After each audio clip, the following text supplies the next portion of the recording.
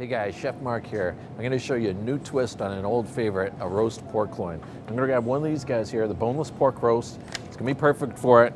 We're going to put this into a 48-hour cure, a garlic and herb cure. Trust me, it's well worth the wait. The cure that we're going to use for our pork has our garlic and herb mix in it. This is actual garlic, basil, rosemary that's actually cured in salt. It packs a lot of flavor for our pork. The last thing I need to do is grab a sauce for my pork, and I'm actually going to turn to this guy right here. It's a cranberry orange chutney, which I love with turkey, but it's got some good flavors in it, which I love with pork. Things like some apples and some cinnamon in there as well. Got everything I need, so let's go put this thing together. We're going to make a cure for this. So we're going to combine sugar in the raw. So it has some brown sugar characteristics still within there, but it's in a crystallized form here. And we're going to mix that. So I've got 4.5 teaspoons of this, and then I'm going to mix that with a whole tablespoon of our garlic and herb seasoning here. What we're trying to do here is we're going to take our pork here and put a nice rub on the outside, but the ultimate goal here is we're basically going to try to make a brine out of this without the liquid. So we're going to make a salt and sugar cure on this, much like you would do on a brine, so that in the end, we're going to have a really nice, moist and flavorful and even tender product on the inside. So let's make sure we get this completely coated on all sides here, because then what we're going to do, I'm going to place it on a sheet pan that I've lined with some plastic wrap and make sure I get the rest of this on here. Right? And then I'll put the plaster wrap over the top and on the sides so that it completely seals this. And what's going to happen is we're going to put this in the refrigerator for 48 hours.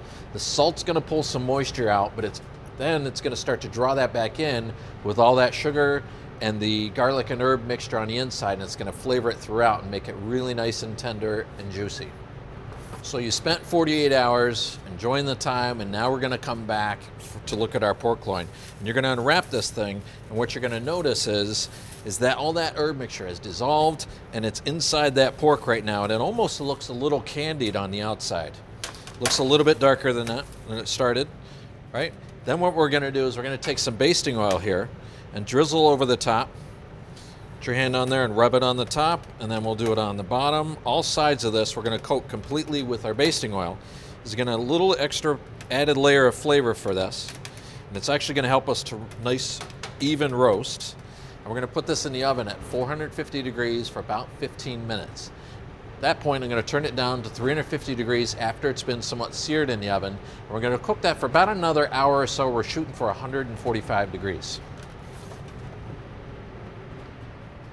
All right, so here it is, the moment of truth. We've roasted this thing in the oven for about an hour or so. We're at 145 degrees, and I've let this rest here for about 10 minutes, allow those juices to redistribute. And let's pull this guy up here and get you a good look at it.